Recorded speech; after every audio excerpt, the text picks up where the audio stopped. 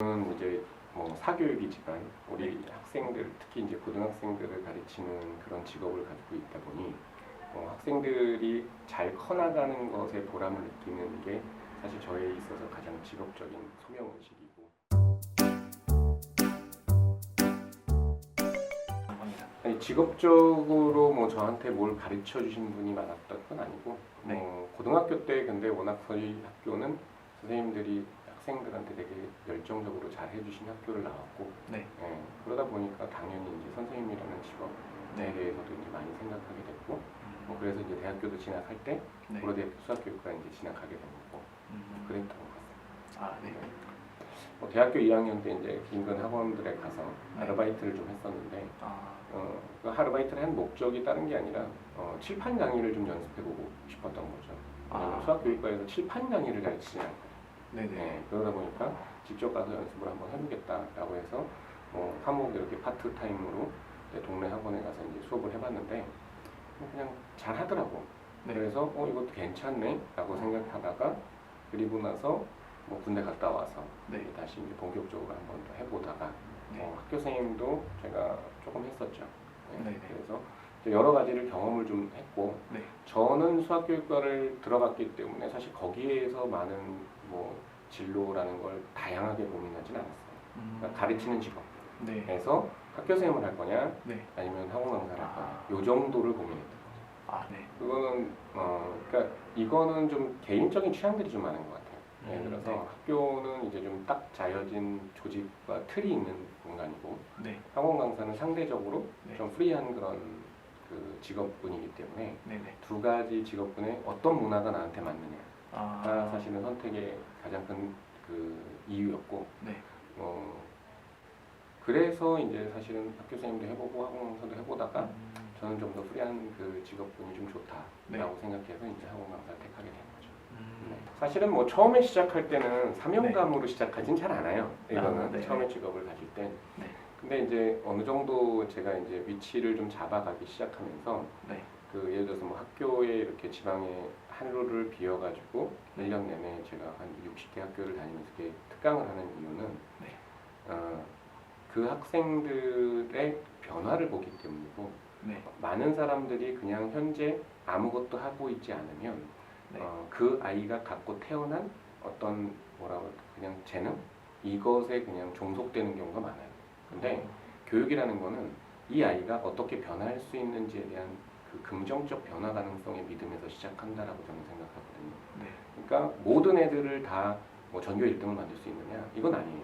그건 아닌데, 거기에서 자기가 자기 삶에 대해서 긍정적으로 생각하고, 그러면서 그 행위가 어떤 공부뿐만 아니라 자기가 집중할 수 있는 무엇인가를 찾게 만들어주는 과정, 그리고 제일 중요한 거는 집중하고 노력하고 인내를 가질 수 있게 되는 그 과정, 이것이 교육의 핵심이라고 생각을 하는데, 그거를 가르쳐야 된다라고 사실은 생각을 했어요. 대한민국 교육에서 어떻게 보면 지금까지 사라진 교육적 가치 중에 하나가 인내거든요. 인내를 얘기하는 사람은 별로 없어요. 근데 저는 인내를 얘기하고 싶은 거죠. 왜냐하면 수학을 잘하려도, 못하던 애가 수학을 잘하려면 원래 머리가 좋아서 그냥 잘하는 애도 있어, 사실은. 그건 있는데 얘는 노력이 좀 덜 드는 거죠. 근데 사실은 수학을 못하다가 수학을 잘하는 애들도 있어요. 이거는 그런 아이들 입장에서는 노력의 질이 좀 더 많아야 되겠죠. 양도 많아야 되겠고. 근데 그런 변화를 갖다가 좀 이끌어주는 사람이 되고 싶다라는 면에서 사실은 그걸 하게 된 거고, 그러다 보니까 상업적으로 학생들한테 해야 되는 얘기와 그냥 진실을 얘기해야 되는 것들의 어떤 갈림길 속에서 제가 이제 1등이라는 역할을 하고 있다 보니 아무래도 진실을 좀 더 얘기를 좀 많이 해줘야 되겠다라는 것이 지금 현재 이제 제가 이런 일들을 하고 있는 이유죠. 근데 그거는 이제 저는 이제 제 관점에서 보는 거는 굉장히 스마트한 머리를 갖고 있고 그런 친구들도 많아요. 많은데 그런 친구들이 눈에 딱 들어오기보다는 굉장히 성실하게 그냥 살아가는 애가 눈에 제일 많이 들어요. 공부를 적당히 잘하는 애들은 적당히 건방져. 애들이 공부하는 자세 자체에서도 적당히 건방져. 근데 전국권에서 노는 애들은 정말 우직해요. 걔네들은. 그러니까 이게 상위권이라는 것을 우리가 얘기를 했을 때도 상위권 중에서 정말 최상위권인 애들과 좀 그렇지 않은 애들. 그러니까 그게 어디선 많이 나타났냐면은 예전에 가르쳤던 애 중에서 서울대 법대 수석을 한 애가 하나 있는데 네. 걔는 1년 동안 뭐 보충 수업을 한다든지 이렇게 하면은 네. 걔는 결석을 한 번도 안 해요. 아, 근데 보통 이렇게 공부를 조금 잘한다 싶은 애들은 나 아니까 안 와. 뭐 이런 식의 공부를 해요. 예. 그래서 가만히 놓고 보면은 그렇다고 얘랑 머리 차이가 엄청나게 많이 나지 않을 텐데 근데 얘는 되게 우직하게 공부하고 얘는 좀 자만심을 갖고 공부하고 하는 모습들 때문에 나중에 결과가 얘는 법대 수석을 하는 거고 네. 그렇지 않은 애들은 물론 얘네들도 잘났으니까 네. 좋은 대학을 가죠. 좋은 대학을 가는데 네. 그래도 이제 선생님 입장에서 보는 거는 아 저런 애들이 더 멋있다라는 생각이 드는 거죠.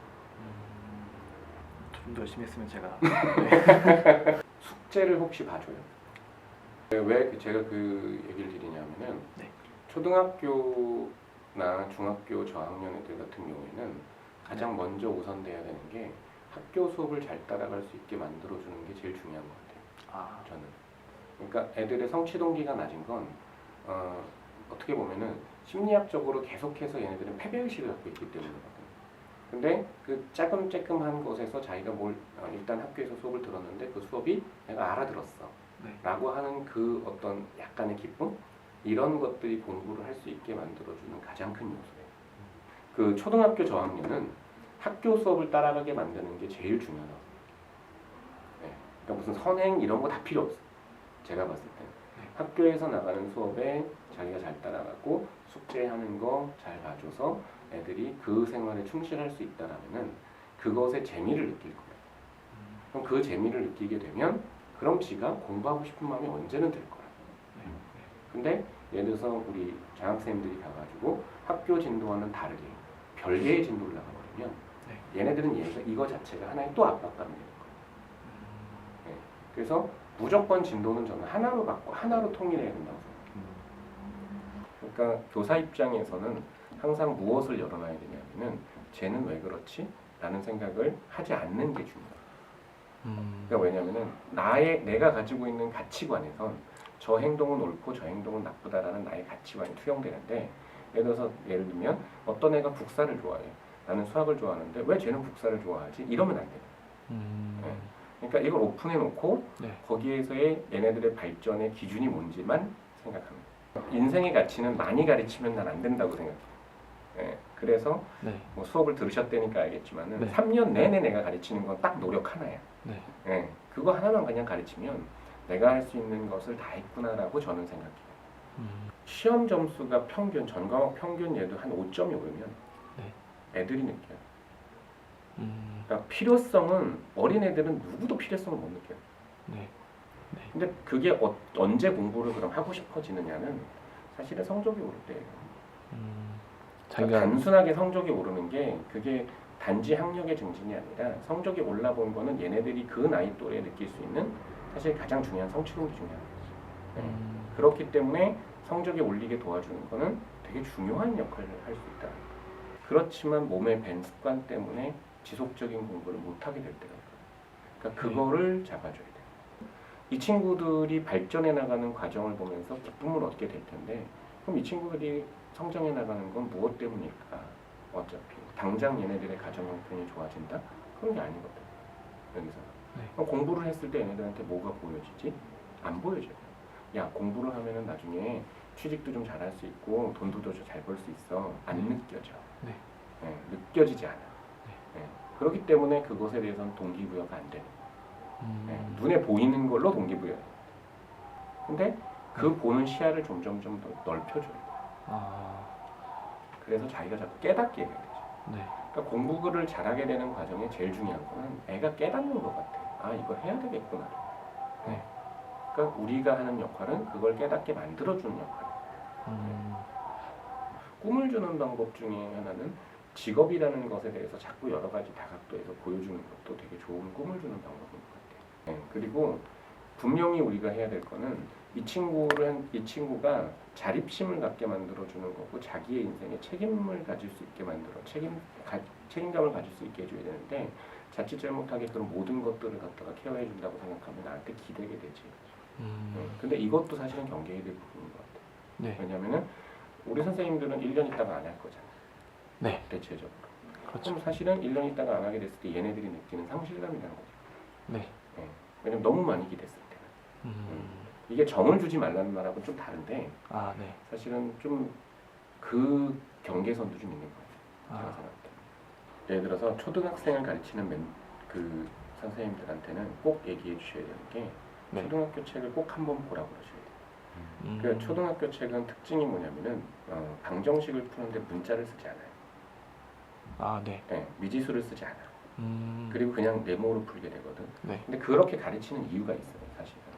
근데 이미 그 단계는 문자를 쓰기 시작하는 순간이 되면서 이거는 사람들 머릿속에 그냥 다 내재가 되는 것이지 그건 안 나온단 말이지.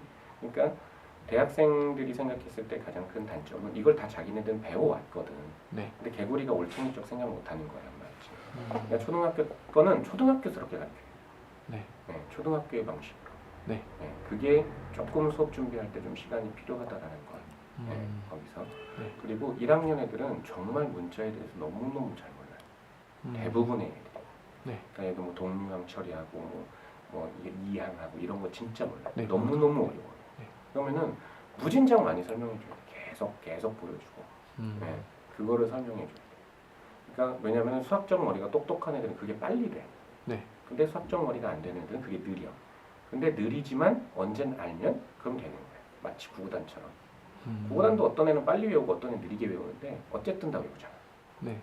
그거를 똑같다고 생각하시면 돼요. 네. 수학에서의 개념과 문제에 적용하는 거는 사실은 개념은 중학교 때만 놓고 딱 보면은 되게 조금밖에 안 나와요. 네. 개념이라는 말 자체에서 사용되는 건 어떻게 보면 공식과 정리야. 네. 이런 것들은. 그럼 공식과 정리를 갖다가 많은 반복을 통해서 그러니까 이거는 수학을 잘하는 애들은 덜 반복해도 되고 수학을 못하는 애들은 많이 반복해요. 그러니까 이것이 정확하게 반복이 되고 나면 그게 문제 풀 때 하나씩 적용이 되는 건 그냥 자연스러운 과정이죠. 그러니까 예를 들면은 근해 공식이 있어요. 네. 근해 공식의 이론은 뭐고 개념은 뭐예요? 사실은. 그러니까 사람들이 되게 추상적인 단어를 면피용으로 사용하는 경우가 되게 많죠. 근해 공식의 이론은 그냥 2a분의 마이너스 b 플러스 마이너스 루트 b의 제곱 마이너스 4ac야. 네. 그것의 유도 과정을 아는 거랄까? 예를 들어서 그 이상이 뭐가 있어? 없잖아요. 네. 그럼 근해 공식은 그게 개념인 거예요. 근데 이걸 어떻게 활용하는 문제들은 다양한 형태가 있겠죠. 네. 그건 또 그 문제마다 또 훈련을 해야 되는 거지. 중학교 입장에서 개념을 안다는 건 공식과 그것의 유도 과정을 안다라는 말로 사실은 비슷한 말로 사용될 수가 있어요. 네. 그거는 참 어려울 것 같아요. 왜냐면은 그 환경의 분위기는 얘네들을 뭐 지자체라든지 어디서든 케어해주고 있는 분위기잖아요. 네네. 예를 들어서 충격요법이 좀 불가능하지. 그 애들의 입장에서는 사실은 정신이 번쩍 들게 하는 것이 될 수 있는데 항상 보살핌의 대상이라고만 인식하고 있는 자기는 보살핌을 받아야 되는 사람이다라고만 인식하고 있으면 자기가 무엇을 해도 이 사람들은 터치하지 않아라는 생각을 하게 돼요. 근데 그거는 교육적 효과가 좀 떨어지겠죠. 그거는 정말 딱 그냥 자르는 게 좋을 것 같아요. 예를 들어서 장학생들이 존재하는 이유는 이런 거잖아요. 굳이 비유를 하자면 유태인 속담에 물고기를 주는 게 아니라 물고기 잡는 법을 가르쳐주기 위해서 장학생들이 존재하는 거잖아요. 이거는 같이 놀아주려고 존재하는 게 아니라 이 아이들이 나중에 성장을 해서 자기 스스로 살아갈 수 있게 만들어주기 위한 거잖아요. 그러면은 정확한 사회적 가치를 가르쳐줄 필요가 있죠. 이건 넌 잘못하는 거야. 그러니까 이거는 그런 얘기를 한다고 해서 얘네들이 기분 나빠한다? 그래도 어쩔 수 없어요. 대학생들이 지금 현재 뭐 취직이라든지 뭐 여러 가지 문제점들이 뭐 저도 신문을 봐서 알지만 아무래도 직접 닥치고 있는 사람들이 훨씬 더 심각하게 생각할 텐데 조금만 롱텀으로 보는 게 좋을 것 같아요. 취직에 대한 문제도 그렇고 뭐 다른 여러 가지 문제들도 그렇고 그리고 신문도 좀 많이 읽고 생각할 수 있는 시간도 많이 가지고 사람들이 보통 당황하게 되면은 자기가 원하는 행동이 아닌 행동을 하게 되거나 말실수를 하게 되거나 하는 것처럼 사람이 여유가 없으면 항상 생각도 되게 단편적이 되고 이런 경우가 많거든. 급하고 쫓기면 되게. 근데 그 마음을 조금만 되돌리면 사실은 되게 넓은 해결책이 있을 수도 있을 거예요. 그게 지금 이제 대학교의 고학년들 같은 경우에는 사실은 좀 더 길게 보고 좀 더 넓게 하는 것들도 필요할 것 같아요.